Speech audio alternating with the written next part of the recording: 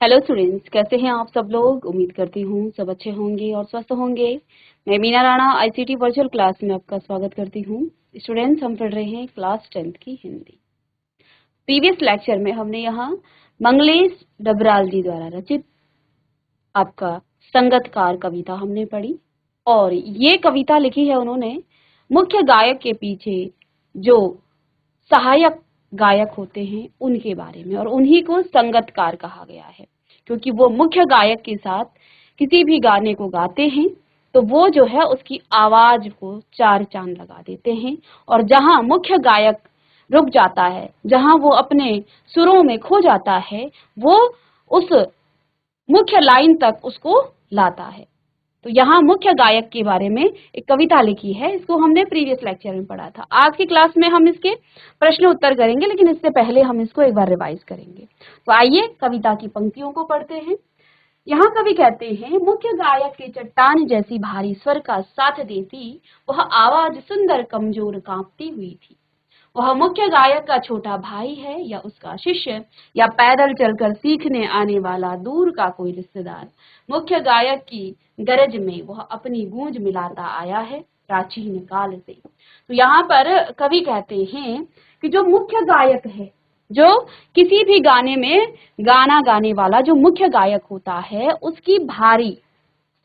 उसका जो भारी भरकम स्वर है, उसका साथ देने वाली, उसके पीछे से जो उसका साथ देती है, और वो आवाज कैसी होती है, वो सुंदर आवाज होती है, वो कमजोर होती है, वो कांपती हुई आवाज है, क्योंकि वो जो है उसका साथ दे रहा होता है। उसकी आवाज वो उस मुख्य गायक के पीछे गाता है, उसका साथ देता हुआ।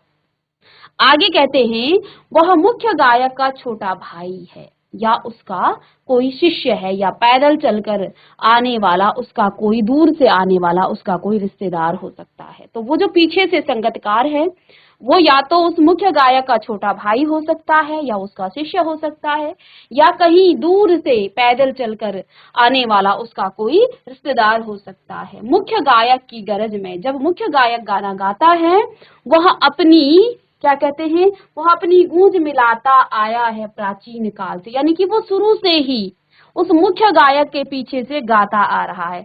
आप जब भी किसी गाने को सुनते हो तो आपका ध्यान सिर्फ और सिर्फ उस मुख्य गायक पर ही होता है, लेकिन कभी आप उसको थोड़ी ध्यान से सुनिएगा तो देखेंगे कि उस मुख्य गायक के पीछे कई आवाज होती है, और वो आवाज होता है संगतकार, जो उस मुख्य गायक का साथ देता है। वो उस मुख्य गायक के साथ साथ वो शुरू से लेके लास्ट तक। तो देखिए, ये प्राचीन काल से ही वो उसकी गूंज में अपनी आवाज मिलाता है। ठीक है, तो आइए इसकी जो नेक्स्ट पंक्तियां हैं उसके पढ़ते हैं हम। तो चलिए, भावार्थ यहाँ पर क्या कहना चाहते हैं। इन पंक्तियों के माध्यम से कवि मुख्य जो संगीतकार का साथ देने वाले संगतकार की ओर लोगों का ध्यान लाना चाहते हैं, क्योंकि जितना योगदान किसी गायन में मुख्य संगीतकार का होता है, उतना ही योगदान संगतकार का भी होता है। उसकी आवाज भले ही धीमी आती हो, परंतु उसकी आवाज में भी मधुरता और सुंदरता होती है। कवि अनुमान लगाते हैं कि वो संगीतकार का कोई छोटा भाई या शिष्य हो सकता है, या कोई रिश्तेदार हो सकता है, क्योंकि वह संगीतकार के साथ बहुत समय पहले से ही संगतकार की भूमिका निभा रहा है। अब आगे की पंक्तियां पढ़ेंगे। कहते हैं, गायक जब अंतरे की जटिल तानों के जंगल में खो चुका होता है, या अपने ही सरगम को लांघ कर चला जाता है भटकता हुआ एक अनहद में, तब संगतकार का ही स्थायी को संभाले रहता है। अब होता क्या है, जब किसी गाने को आपने सुना होगा तो एक तो मुख्य मुखड़ा होता है जिसको गाने गाते हैं हम, शुरू की जो लाइनें होती हैं, तो उसमें दो अंतरे ऐसे होते हैं जिसको आप हर अंतरे के बाद उसको गाते हैं। तो गायक जब अंतरे की जटिल तानों के जंगल में खो चुका होता है, एक गायक जब गाना गाता है तो वो अपने ही सुरों में इतना खो चुका होता है कि वो भूल जाता है। ठीक है, तो कहते हैं, गायक जब अंतरे की जटिल तानों के जंगल में खो चुका होता है, या अपने ही सरगम को लांघ कर चला जाता है भटकता हुआ एक अनहद में, तब संगतकार जो है स्थाई को संभाले रहता है। आपने देखा होगा अंतरे को, उसके जब गाने के बाद जब अंतरा आता है उसको जो मुख्य गायक होता है वो गाता है। उस अंतरे को गाने के बाद पुनः जो स्थाई होता है उस स्थाई पर कौन लाता है, वो संगतकार पुनः जो है उसको याद दिलाता है कि अब तुम्हें जो है स्थाई गाना है। क्योंकि कभी कभी वो अपने ही धुनों में, अपने ही सुर में इतना खो जाता है कि वो कहीं ना कहीं भूल जाता है। तो क्या ऐसा लगता है उस समय तब संगतकार ही स्थाई को संभाले रहता है, और वो संगतकार उस समय ऐसा लगता है जैसे समेटता हो मुख्य गायक का पीछे छूटा हुआ सामान। वो जब उस अंतरे को पकड़ता है तो तब ऐसा लगता है कि जो मुख्य गायक है उसने अपना सामान छोड़ दिया हो, और ये संगतकार उस सामान को समेटता हुआ जो है अब यहाँ से लेकर के आ रहा है। कुछ ऐसा जो है प्रतीत होता है, जैसे उसे याद दिलाता हो उसका बचपन, जब वह नौसिखिया, नौसिखिया होता है जब आप नया नया कोई सीखते हैं, आप किसी कार्य में निपुण नहीं होते हैं, जब आप कोई भी कार्य शुरू शुरू में सीखते हैं तो आप एकदम से उसमें जो है कौशल हासिल नहीं कर पाते हैं, क्योंकि आप पहले सीखेंगे, फिर आप प्रैक्टिस करेंगे, प्रैक्टिस करने के बाद ही आपके अंदर कौशल विकसित होगा। तो जब आप नौसिखिया थे तो तब वो उस मुख्य गायक को उस समय की याद दिलाता है जब वो नौसिखिया था, जब वो सीख रहा होता है, उस तब की याद वो उसको दिलाता है। कौन? वो संगतकार। ठीक है, इसका भावार्थ है कि प्रस्तुत पंक्तियों में हमें ज्ञात होता है कि संगतकार की जो भूमिका है वो एक मुख्य संगीतकार के लिए क्या है। ठीक है, संगतकार हमेशा मुख्य गायक के लिए एक मार्गदर्शक का कार्य करता है। तभी तो उसने कहा कि उसे नौसिखिया, और जब वो किसी से सीखता है तो उसका मार्गदर्शन करने वाला उसका कोई ना कोई गुरु होता है। तो अब क्योंकि वो अपने संगीत में, अपनी धुन में, अपनी ही जो है तान में वो इतना खो चुका होता है कि ये जो संगतकार है ये जो है स्थाई तक उसको लाने का प्रयास करता है कि अब तुम जो है स्थाई पर आओ। तो ऐसा ही कुछ प्रतीत होता है यहाँ मुख्य गायक।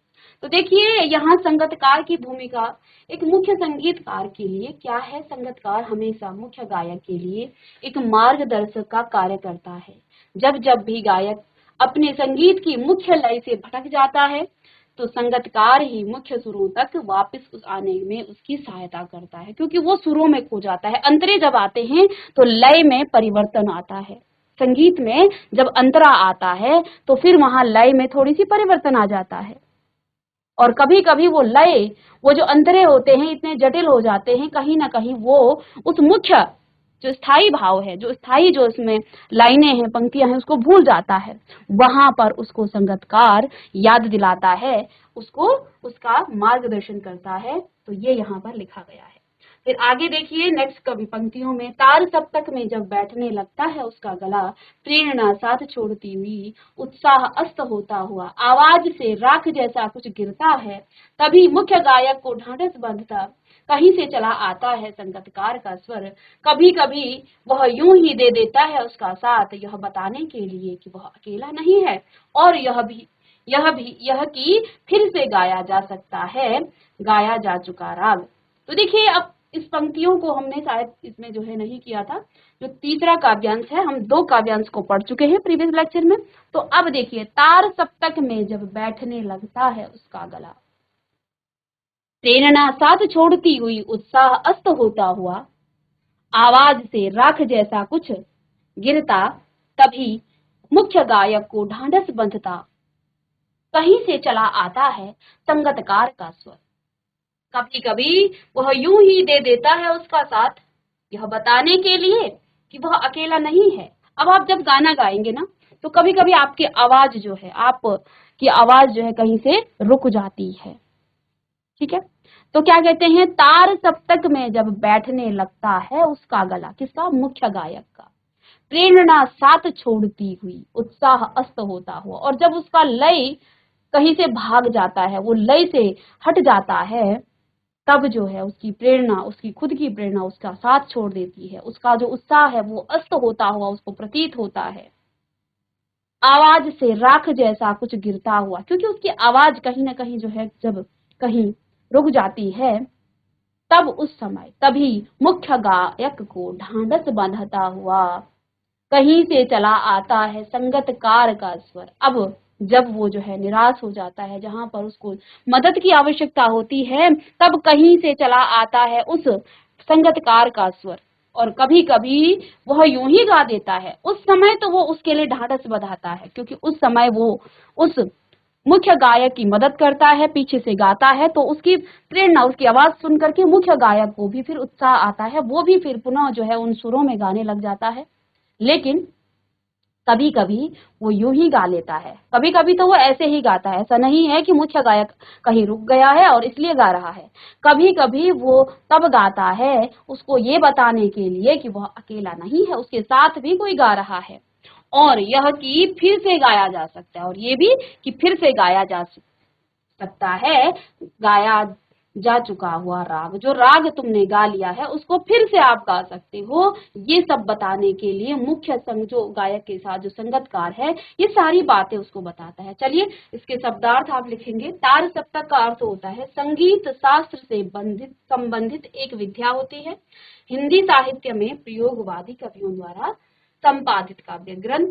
प्रेरणा, किसी को किसी कार्य में प्रवृत्त करने की क्रिया या भाव, मन में उत्पन्न होने वाला प्रोत्साहन, परक भाव, विचार, इंस्पिरेशन जिसको आप कहते हैं। उत्साह का अर्थ देखिए, यहाँ पर बहुत सारे अर्थ लिखे हुए, ये सारे इसके पर्यायवाची हैं, समानार्थी शब्द हैं। उत्साह का अर्थ उमंग, जोश, उच्छाल, उत्साह, हौसला, साहस, हिम्मत, दृढ़ संकल्प, ये सारे इसके पर्यायवाची शब्द हैं। इसी प्रकार यहाँ प्रेरणा के भी कई अर्थ लिखे गए हैं। तो ये किसी को किसी के कार्य में प्रवृत्त करने की क्रिया या भाव को कहते हैं प्रेरणा, या मन में उत्पन्न होने वाले प्रोत्साहन, परक भाव, विचार को कहते हैं। चलिए, ढांढस बांधता, तसल्ली देना।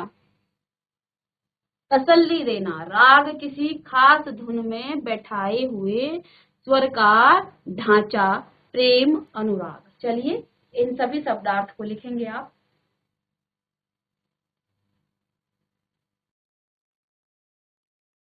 चलिए स्टूडेंट्स, तो जो ऊपर काव्यांश लिखा है उसमें कवि संगतकार की उन और अधिक बातों की ओर हमारा ध्यान आकर्षित करना चाहते हैं।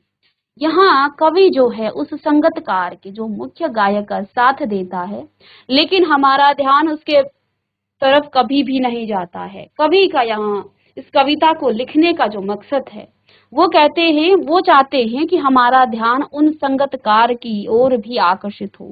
तो वो इन बातों से और अधिक बातों से संगतकार के बारे में और बातें बताना चाहते हैं कि देखिए वो कितने ध्यान से इस बात को जो है सुनते हैं। उस मुख्य गायक की आवाज के पीछे की जो धुन है उसके बारे में वो देखते हैं। और आपने देखा भी होगा, आप ध्यान से सुनेंगे, महसूस करेंगे, कभी कभी जब स्टेज परफॉर्म करते हैं मुख्य गायक या कोई गायकार कोई गाना गाता है स्टेज पर, तो कहीं कहीं उसकी आवाज जो है अटक जाती है, कहीं वो रुक जाता है। तो फिर वो पीछे से जो मुख्य जो संगतकार होता है वो उसकी मदद करता है, वहां से उन सुरों को वो उठाता है और पुनः ये दोनों मिलकर के उस गाने को पूरा करते हैं। यहाँ इसी बात को बताते हैं, हमारा ध्यान वो आकर्षित करना चाहते हैं उस संगतकार की तरफ जिसके बारे में हम अनजान हैं। कभी बताना चाहते हैं कि संगतकार हर मुश्किल घड़ी में मुख्य गायक का साथ देता है और उसे हर मुश्किल मुसीबत से बाहर निकालता है। चलिए, उपरोक्त पंक्तियों में कवि कहते हैं कि जब कभी मुख्य गायक संगीत शास्त्र से संबंधित विद्या का प्रयोग करके ऊंचे स्वर में गाता है तो उसका गला बैठने लगता है, उससे सुर संभलते नहीं हैं। तब गायक को ऐसा लगने लगता है जैसे कि अब उससे आगे गाया नहीं जाएगा। उसके भीतर निराशा छाने लगती है और उसका मनोबल खत्म होने लगता है। उसकी आवाज कांपने लगती है और जिससे उसके मन की निराशा व हताशा प्रकट होने लगती है। उस समय मुख्य गायक का हौसला बढ़ाने वाला व उसके अंदर उत्साह जगाने वाला संगतकार का मुख्य स्वर जो है सुनाई देता है। उस सुंदर आवाज को सुनकर मुख्य गायक फिर नए जोश से गाने लगता है। कभी आगे कहते हैं कि कभी कभी संगतकार मुख्य गायक को यह बताने के लिए भी उसके सुर में सुर अपना मिलाता है कि वह अकेला नहीं है, कोई है जो उसका साथ हर वक्त देता है, चाहे वो मुश्किल घड़ी में हो या जो है सीधे तरीके से भी वो उसका साथ देता है। ठीक है। और यह बताने के लिए कि जो राग या गाना एक बार गाया जा चुका है उसे फिर से दोहराया जा सकता है। कहने का तात्पर्य यह है कि कभी कभी मुख्य गायक अपने द्वारा गाई गई पंक्तियों को दोहराना नहीं चाहता है, जिस वजह से वह अपनी लय से भटकने लगता है। तभी मुख्य गायक का साथ देने संगतकार आ जाता है और मुख्य गायक को हौसला देता है। क्योंकि होता क्या है, जहां जिस अंतरे को गाकर आप अपने लय से भटक जाते हैं ना, तो मुख्य गायक चाहता है कि मैं इस राग को दोबारा गाऊं ही नहीं, क्योंकि मैं उससे जो है भूल रहा हूं और अब जो है एक बार गा दिया है, जो गलती हो गई उसको मैं दोबारा। लेकिन पीछे से जब ये संगतकार उसका भरपूर साथ देता है, उस राग को गाने में उसकी मदद करता है, तो पुनः उसका हौसला बढ़ाता हुआ ये संगतकार उसका साथ देता है और उसको जो है ये हौसला देता है कि जो राग तुम गा चुके हो वो तुम पुनः गा सकते हो। ठीक है, जब जब भी वह डगमगाएगा उसका साथ देने के लिए वो हमेशा उसके साथ है, और जो पंक्तियां मुख्य गायक गा चुका है उन पंक्तियों को भी वो दोहराया जा सकता है। भाव इसका यही है कि प्रस्तुत पंक्तियों से हमें ज्ञात होता है कि संगतकार की भूमिका मुख्य गायक के जीवन में अत्यधिक उपयोगी सिद्ध होती है, क्योंकि जब जब भी मुख्य गायक अपने गीत गाते हुए कोई गलती करता है या कहीं कुछ भूल जाता है, तो संगतकार उसकी गलतियों को छुपाने के लिए उसके द्वारा गाई गई पंक्तियों को दोहराता है। इससे मुख्य गायक को संभलने का मौका मिल जाता है। ठीक है, और अंतिम यहाँ पर काव्यांश है, और उसकी आवाज में जो एक हिचक साफ सुनाई देती है या उसके स्वर को ऊंचा न उठने की जो कोशिश है, उसे विफलता नहीं कि मनुष्यता समझी जानी चाहिए।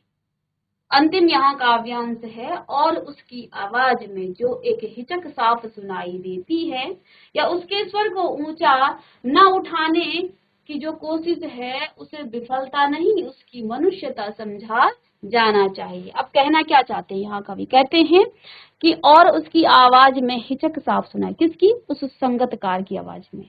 वो उसका भरपूर साथ देता है, लेकिन उसकी आवाज में तब भी एक हिचक है। और वो हिचक क्यों है? या अपने स्वर को ऊंचा ना उठाने की जो कोशिश है। देखिए, एक संगतकार कभी कभी किसी गायक से बहुत अच्छा गाता है, लेकिन वो अपनी आवाज में थोड़ी सी हिचक रखता है और वो आपको साफ सुनाई देगा। उसके सुर जो है आपको ऊंचा नहीं दिखेगा, वो हमेशा मुख्य गायक से अपनी आवाज को कम रखेगा और वो ऊपर उठाने की उसे कोशिश नहीं करेगा। उसे विफलता नहीं समझी जानी चाहिए, उसकी मनुष्यता समझी, क्योंकि वो सम्मान करता है उस मुख्य गायक का। ऐसा नहीं है कि वो अपने सुरों को ऊंचा नहीं उठा सकता है, वो उस मुख्य गायक से अच्छा गा सकता है। वो जब उसकी मदद कर सकता है तो क्या वो अपने सुर को ऊंचा नहीं उठा सकता है? ऐसा नहीं है कि उसके सुर में वो हिचक इसलिए है क्योंकि वो उसकी विफलता है, नहीं, वो हिचक है, वो सम्मान करता है उस मुख्य गायक की, वो सम्मान करता है उस मुख्य गायक की, और इसी में उसकी मानवता है, उसी में उसकी मनुष्यता है। वो सम्मान करता है उस मुख्य गायक का, इसलिए वो ना तो अपनी आवाज को ऊंचा उठाता है और हमेशा अपनी आवाज में एक हिचक को रखता है।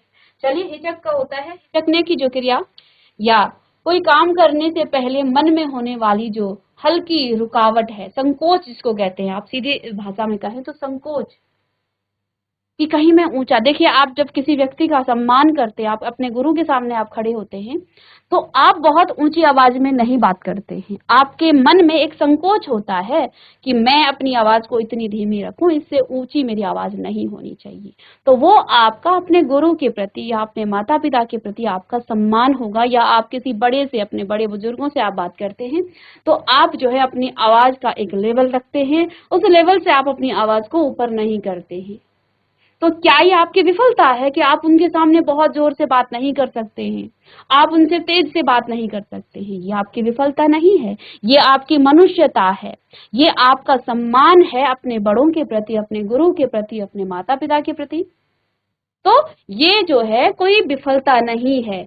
अब कवि यहाँ यही कहते हैं कि उसकी आवाज में आपको हिचक सुनाई देगी, संकोच सुनाई देगा, लेकिन ये उसकी विफलता नहीं है, ये उसकी मनुष्यता, इसको समझा जाना चाहिए। जिस प्रकार से हम क्या करते हैं अपने, जैसा कि हमने उदाहरण दिया कि आप अपने गुरु से जो है बहुत तेज से भी आप बात कर सकते हैं, लेकिन आप हमेशा उनका सम्मान करते हैं, इसलिए आप अपनी आवाज का एक लेवल रखते हैं कि उनसे आप पोलाइट बात करें, नम्रता से आप रहें, विनम्र आप बनकर रहें। तो आपकी विनम्रता आपकी विफलता नहीं है, आपकी विनम्रता आपकी मनुष्यता है, आपकी संस्कार हैं, आप में किस प्रकार के संस्कार हैं, उन संस्कारों को वो दर्शाता है।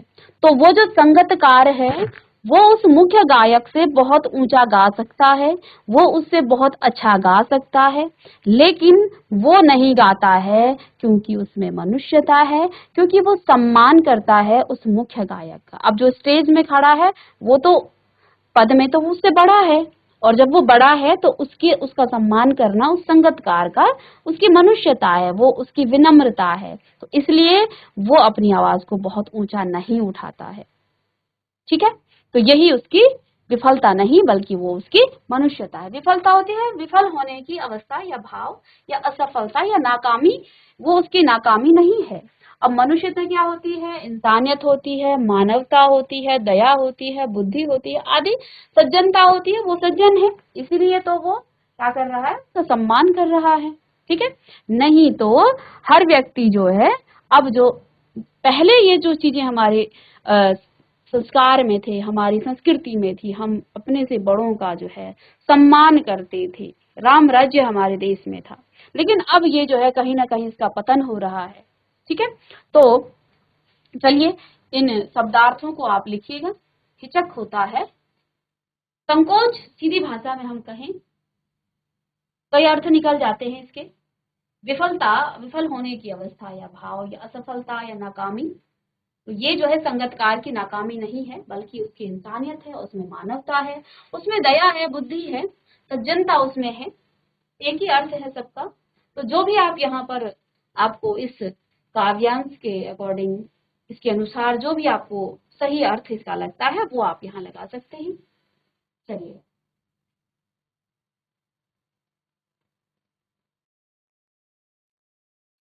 तो इसमें संगतकार जो हमेशा मुख्य गायक के पीछे गाता है उसके इस स्थिति को कम न समझने को कहते हैं।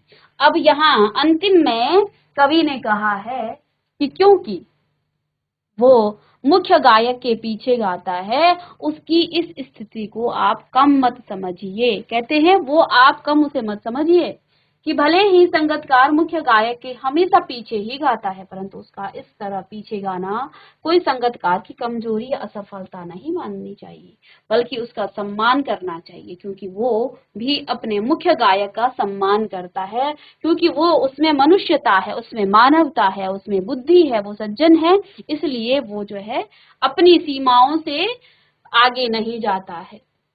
उपरोक्त पंक्तियों में कवि कहते हैं कि जब भी संगतकार मुख्य गायक के स्वर में अपना स्वर मिलाता है, यानी उसके साथ वो गाना गाता है, तो उसकी आवाज में एक संकोच आपको साफ सुनाई देती है, और हमेशा यही कोशिश रहती है कि उसकी आवाज मुख्य गायक की आवाज से धीमी रहे, यानी वो अपनी सीमा को जो है कभी भी नहीं लांघता है, अर्थात उसका स्वर भूल कर भी मुख्य गायक के स्वर से ऊंचा ना हो जाए, इसका ध्यान वह बहुत अच्छे से रखता है। लेकिन हमें इस संगतकार की कमजोरी या असफलता नहीं माननी चाहिए। हमें ये नहीं सोचना चाहिए कि उसका स्वर ऊंचा नहीं है, वो पीछे से गाता है तो वो जो है कम है, नहीं, हमें उसे कम नहीं समझना चाहिए, क्योंकि वह मुख्य गायक के प्रति अपना सम्मान प्रकट करने के लिए ऐसा करता है। कहने का तात्पर्य यह है कि अपना स्वर ऊंचा कर वह मुख्य गायक के सम्मान को ठेस नहीं पहुंचाना चाहता है, यह उसकी मानवता का गुण है। और इसका भावार्थ है, संगतकार जानबूझकर अपने स्वर को मुख्य गायक के स्वर से ऊंचा नहीं होने देता है, यह संगतकार द्वारा अपनी प्रतिभा का त्याग है, जो योग्यता और सामर्थ्य होने पर भी मुख्य गायक की सफलता में बाधक नहीं बनता है, और मानवता का अनूठा उदाहरण वो प्रस्तुत करता है।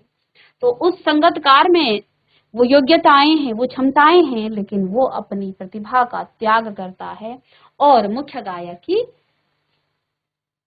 का जो है सम्मान करता है। तो ये था हमारा संगतकार जो हमने कविता पढ़ी है। मंगलेश डंगवाल जी ने, डबराल जी ने ये लिखी है और इस कविता के माध्यम से कवि हमें ये बताना चाहते हैं कि जब भी कोई गाना गाया जाता है उस गाने के पीछे एक संगतकार होता है जो इस मुख्य गायक का साथ देते हैं, और जहां जहां ये मुख्य गायक भटकता है या कहीं रुक जाता है तो वहां ये इस अपने सुर से सुर मिलाकर, ताल से ताल मिलाकर के अपने सुरों से जो है इस मुख्य गायक का साथ देता है। हमें उस पर भी ध्यान देना चाहिए और उसकी भी हमें प्रशंसा करनी चाहिए। कवि ने बताया कि वो बहुत मीठी और सुरीली आवाज उसकी होती है, लेकिन फिर भी वो अपनी आवाज को हमेशा थोड़ा सा अपनी एक सीमा के नीचे ही रखता है। वो मुख्य गायक के तरह जो है ऊंची आवाज में नहीं गाता है। ये उसकी विफलता नहीं है, ये उसकी मानवता है। जबकि वो गा सकता है लेकिन वो सम्मान करता है उस मुख्य गायक का, इसलिए वो हमेशा कम और धीमे स्वर में ही गाता है। चलिए अब हम इस पर आधारित प्रश्न उत्तर करेंगे बच्चों। चलिए इसमें पहला प्रश्न है, संगतकार के माध्यम से कवि किस किस प्रकार के व्यक्तियों की ओर संकेत करना चाह रहा है। तो यहाँ कवि क्या कहना चाहते हैं, किस ओर वो संकेत कर रहे हैं। माध्यम तो उन्होंने संगतकार को बनाया है, लेकिन किस प्रकार के व्यक्तियों की ओर वो संकेत करना चाहते हैं। संगतकार के माध्यम से कवि उस तरह के व्यक्तियों की ओर संकेत करना चाह रहा है जो महान और सफल व्यक्तियों की सफलता में पर्दे के पीछे रहकर अपना योगदान देते हैं। तो ये सिर्फ एक संगीत की बात नहीं है, आपने कई क्षेत्र में देखा होगा। अब एक संगीत में भी देखिए, एक गाने वाला होता है जिसे मुख्य गायक कहते हैं, फिर उसके पीछे एक संगतकार होते हैं। अब संगतकार में वो सिर्फ और सिर्फ गाने वाला ही नहीं होता है, उसके साथ जो वाद्य यंत्र होते हैं, जो बजाने वाले होते हैं, संगीत को में जो चार चांद लगा देते हैं, उनकी भी मुख्य भूमिका होती है। अगर आप किसी गायक को ही रखें तो वो आपको मजा नहीं आएगा। वो सुर, वो ताल जो है उन वाद्य यंत्रों और उनको बजाने वाले जो होते हैं वो सभी संगतकार होते हैं। तो किसी भी व्यक्ति की सफलता के पीछे के जो लोग हैं, पर्दे में जो लोग रहते हैं, वो अपना योगदान देते हैं। ये महत्वपूर्ण योगदान तो देते हैं, परंतु ये लोगों की निगाह जो है इन लोगों पर नहीं आ पाती है और सफलता के श्रेय से वंचित ये रह जाते हैं।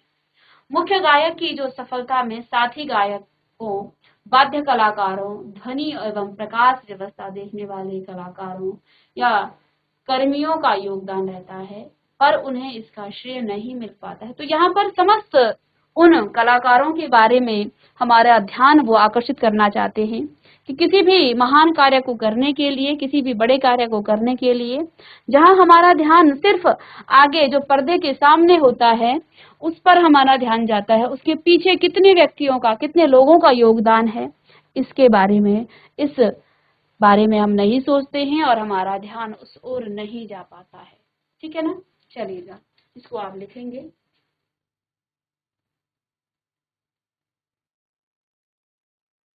तो यहाँ अनेक व्यक्तियों का योगदान रहता है पर्दे के पीछे। किसी भी महत्वपूर्ण काम को करने के लिए कई प्रकार के जो व्यक्ति होते हैं जो उस कार्य को, जैसे किसी संगीत की है यहाँ पर, क्योंकि संगतकार की बात हो रही है तो संगीत में ही हम बात करें तो संगीत में वाद्य यंत्र बजाने वाले होते हैं, हारमोनियम, तबला, कई प्रकार के वाद्य यंत्र है। उन सब के बारे में हमारा ध्यान कभी भी नहीं जाता है, जबकि उनका भी मुख्य योगदान यहाँ पर होता है। हम सिर्फ और सिर्फ एक गायकार को ही देखते हैं, एक संगीत के जो मुख्य गायक होते हैं उसी पर हमारा ध्यान आकर्षित होता है। कवि यहाँ पर उन सब के प्रति जो है हमारा ध्यान आकर्षित करना चाहते हैं ताकि हम उन लोगों को भी श्रेय दें कि उनका भी इसमें योगदान है। दूसरा प्रश्न है, संगतकार जैसे व्यक्ति संगीत के अलावा और किन किन क्षेत्रों में दिखाई देते हैं। अब ऐसा नहीं है कि एक संगीतकार के पीछे जो है, संगीत के पीछे जो संगीतकार है वही है। इसके अलावा भी कई क्षेत्र हैं जिसमें पर्दे के पीछे रहकर लोग अपना योगदान करते हैं। कई प्रकार के व्यक्ति होते हैं जो पीछे से योगदान देते हैं, लेकिन हमारा ध्यान तो उसी पर जाता है जो सामने, वो जो आपको दिखता है, उसी का हम योगदान देखते हैं कि भाई यही मुख्य कायाकार है, इसी की सबसे ज्यादा यहाँ पर। वो तो सिर्फ एक्चुअल में वो सिर्फ वहां पर जो व्यवस्थाएं वहां करता है उनके बारे में हमारा ध्यान कभी भी नहीं जाता है। इसके अलावा कौन कौन से क्षेत्र हैं? खेल में जीत का श्रेय कैप्टन को मिलता है, जबकि आप जानते हैं विजेता बनाने में कई खिलाड़ियों का योगदान होता है। अभी अभी आपने मैच भी देखा होगा। इसके अलावा उसके कोच जो उनको सिखाते हैं और उनके अनेक लोगों का योगदान होता है। राजनीति के क्षेत्र में चुनाव में जीत केवल उम्मीदवार विशेष की होती है, परंतु उसे विजयी बनाने में छोटे छोटे नेताओं के अलावा चुनावी चंदा देने वाले लोग, प्रचार करने वाले जैसे बहुतों का योगदान होता है। सिनेमा के आप क्षेत्र में देखिए, फिल्म को सफल बनाने में अगणित लोगों का योगदान होता है। उसमें तो आपके असंख्य लोग होते हैं, लेकिन यहाँ पर सिर्फ और सिर्फ जो मुख्य नायक या नायिका होती है उसी को श्रेय मिलता है। शिक्षा के क्षेत्र में परीक्षाफल बढ़ने का श्रेय जो है अधिकारियों को ही मिलता है, जबकि उसका जो श्रेय है वो अध्यापक गण हैं, जितने भी वहाँ अध्यापक हैं और अन्य जो कर्मचारी हैं और जो विद्यार्थी है उसको तो मिलेगा ही, लेकिन यहाँ जो है इसका श्रेय इनको मिलता है। ठीक है, तो ये सभी क्षेत्र संगतकार की तरह हैं, जिसमें जो मुख्य नायक होते हैं, जो मुख्य आपको पर्दे में दिखते हैं, उन्हीं को श्रेय मिलता है। इसके अलावा लेकिन पीछे के जो लोग होते हैं, पर्दे के पीछे कई लोग जो हैं इसमें अपना योगदान देते हैं। तो ये आप क्षेत्र लिखेंगे और साथ में आपके माइंड में भी कोई और क्षेत्र हो उसको भी आप लिखिएगा। नेक्स्ट क्वेश्चन हम नेक्स्ट लेक्चर में डिस्कस करेंगे। मिलते हैं नेक्स्ट लेक्चर में, तब तक के लिए थैंक यू।